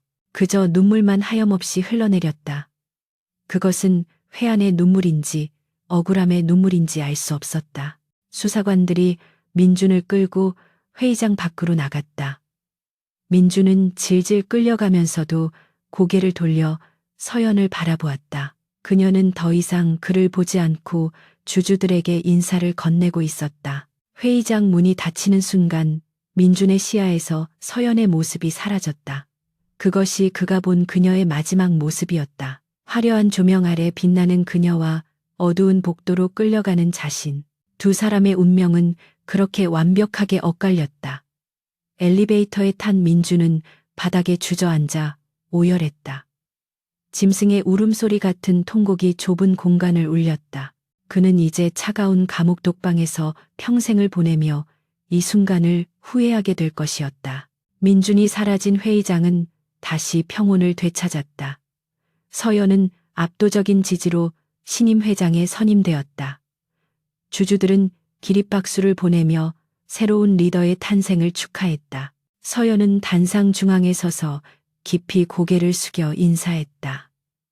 박수 소리가 파도처럼 밀려와 그녀를 감쌌다. 그녀는 고개를 들고 환하게 웃었다. 그 웃음은 누구를 위한 연기도 아니었고 가식도 아니었다. 온전히 자신을 되찾은 사람만이 지을 수 있는 진정한 미소였다.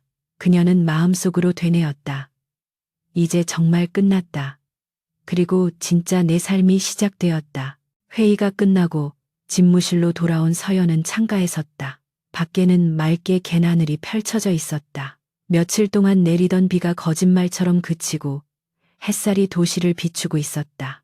그녀는 책상 위에 놓여있던 박민준의 명패를 집어들었다. 그리고 망설임 없이 쓰레기통에 던져 넣었다. 퉁하는 둔탁한 소리와 함께 박민준이라는 이름은 그녀의 공간에서 영원히 삭제되었다. 그녀는 인터폰을 눌러 비서에게 지시했다. 집무실 인테리어를 전면 교체하세요. 가구부터 벽지까지 하나도 남김없이 싹 다 바꾸세요. 밝고 따뜻한 분위기로 오후가 되자 검찰에서 연락이 왔다. 박민준이 모든 혐의를 인정하고 자포자기 상태에 빠졌다는 소식이었다. 최수민 또한 공범으로 기소될 예정이라는 말도 덧붙였다. 서연은 덤덤하게 알겠다고 대답하고 전화를 끊었다. 복수의 끝은 생각보다 허무했다. 쾌감이 있을 줄 알았지만 남는 것은 고요한 평화뿐이었다. 하지만 그 평화야말로 그녀가 그토록 원했던 것이었다. 불안과 멸시 속에서 떨지 않아도 되는 삶, 누구의 눈치도 보지 않고 자신의 능력을 펼칠 수 있는 삶. 그녀는 의자에 깊이 몸을 기대고 눈을 감았다. 피로가 몰려왔지만 기분 좋은 나른함이었다. 그때 노크 소리와 함께 태성건설의 임원들이 들어왔다. 그들은 쭈뼛거리며 서연의 눈치를 살폈다. 과거에 박민준에게 아부하며 서연을 무시했던 사람들이었다. 서연은 그들을 보며 엷은 미소를 지었다. 그녀는 관용을 베풀 생각이었지만 잊지는 않을 것이었다. 그녀는 임원들에게 자리에 앉으라고 권하며 회사의 정상화를 위한 회의를 주재했다. 그녀의 목소리는 부드러웠지만 카리스마가 넘쳤다. 임원들은 그녀의 지시 하나하나를 받아 적으며 긴장했다. 서연은 그들의 태도 변화를 즐기며 리더로서의 입지를 단단히 굳혔다. 회의가 길어지자 해가 뉘엿뉘엿 저물기 시작했다. 도시는 붉은 노을로 물들었다. 서연은 회의를 마치고 직원들을 내보냈다. 텅 빈 사무실에 다시 혼자가 된 그녀는 창밖의 노을을 바라보았다. 붉은 하늘은 마치 지난날의 상처들이 타오르는 것처럼 보였다. 그녀는 자리에서 일어나 가방을 챙겼다. 오늘은 일찍 퇴근해서 자신만을 위한 저녁 시간을 보낼 생각이었다. 맛있는 음식을 먹고 따뜻한 물에 몸을 담그고 푹 자고 싶었다. 그것이 승리자인 자신에게 주는 가장 큰 선물이었다. 로비로 내려온 서연을 배웅하기 위해 직원들이 도열해 있었다.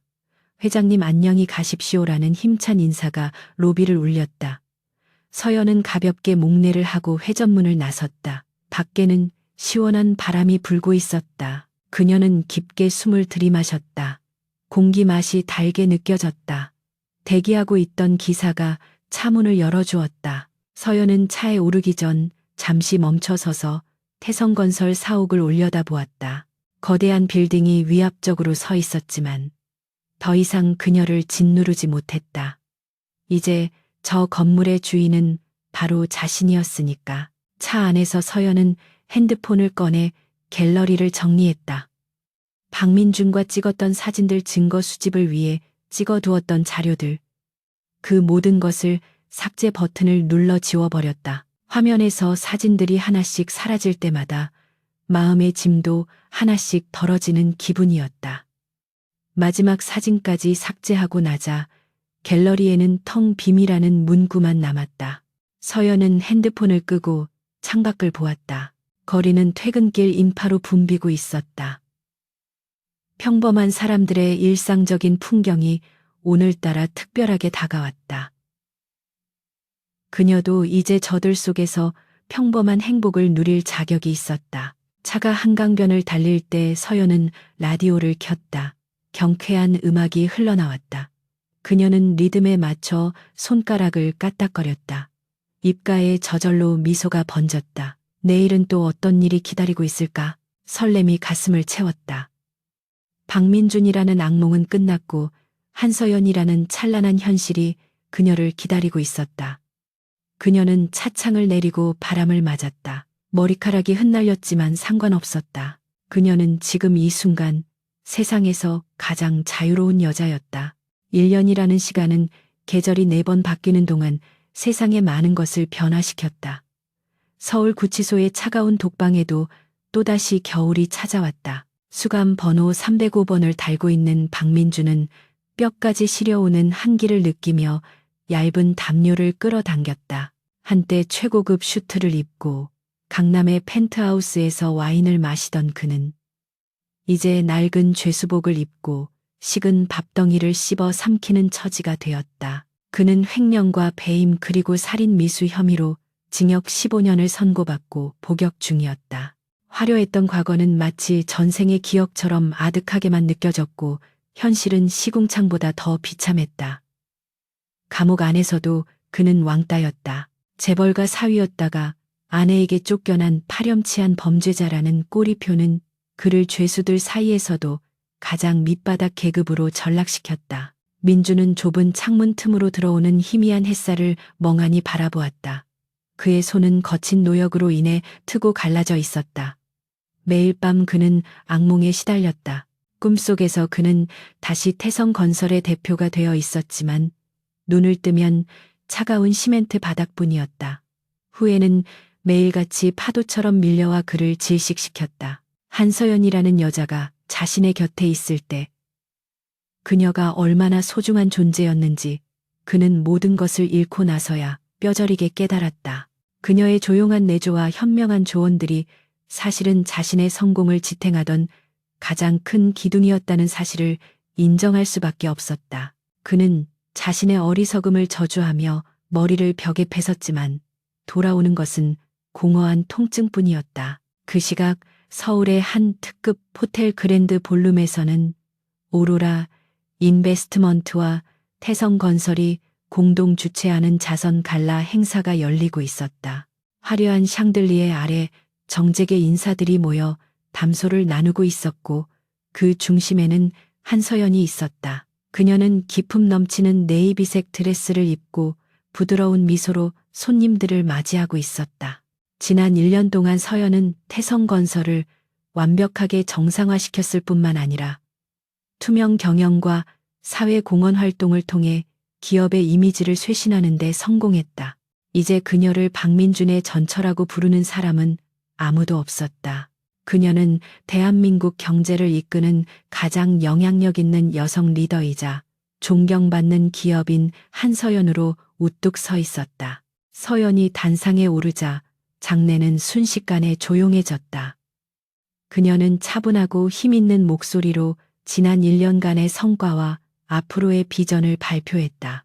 그녀는 단순히 이익만을 쫓는 기업이 아니라 사회적 책임을 다하고 약자와 상생하는 기업 문화를 만들겠다고 역설했다. 그녀의 진심 어린 연설에 참석자들은 뜨거운 박수를 보냈다. 그 박수 소리는 1년 전 주주총회에서 들었던 지지의 박수보다 훨씬 더 크고 따뜻했다. 서연은 환호하는 사람들을 바라보며 가슴 벅찬 감동을 느꼈다. 그것은 복수의 쾌감과는 비교할 수 없는 성취감과 자부심이었다. 그녀는 비로소 자신이 있어야 할 자리에 온전히 서 있다는 느낌을 받았다. 행사가 끝나고 서연은 대기실로 돌아와 휴식을 취하고 있었다. 비서실장이 조심스럽게 다가와 서류 봉투 하나를 건넸다. 구치소에서 온 편지라고 했다. 발신인은 박민준이었다. 서연은 잠시 봉투를 내려다보았다. 겉봉투에 적힌 그의 글씨체는 예전에 힘차고 거만했던 필체가 아니라 가늘고 떨리는 필체로 변해 있었다. 아마도 구구절절한 사과와 용서를 비는 내용이거나 아니면 영치금을 부탁하는 비굴한 내용일 것이 뻔했다. 서연은 잠시 고민하는 듯했으나 이내 봉투를 뜯지 않고 그대로 휴지통에 넣었다. 내용을 확인할 필요조차 느끼지 못했기 때문이었다. 과거는 과거일 뿐 현재의 그녀에게 박민준이라는 존재는 아무런 영향도 미치지 못하는 먼지와도 같았다. 서연은 창가로 다가가 야경을 바라보았다. 멀리 남산 타워의 불빛이 보였다. 문득 1년 전 비오는 밤 쫓겨나던 자신의 모습이 떠올랐다. 그때 민준이 했던 넌 끝이야라는 말이 귓가에 맴돌았다. 아이러니하게도 그 말은 그녀를 각성시키는 주문이 되었다. 그가 끝이라고 선언했던 그 지점이 사실은 그녀의 새로운 시작점이었다. 서연은 유리창에 비친 자신의 얼굴을 보며 미소 지었다. 그래, 당신 말이 맞았어. 박민준의 아내 한서연은 그날 끝났어. 그리고 오로라의 주인 한서연이 다시 태어났지. 그녀는 마음속으로 민준에게 작별을 고했다.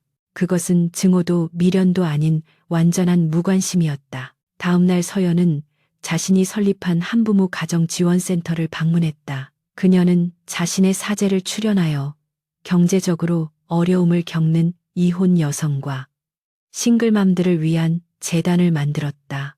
센터 로비에는 아이들의 웃음소리가 가득했다.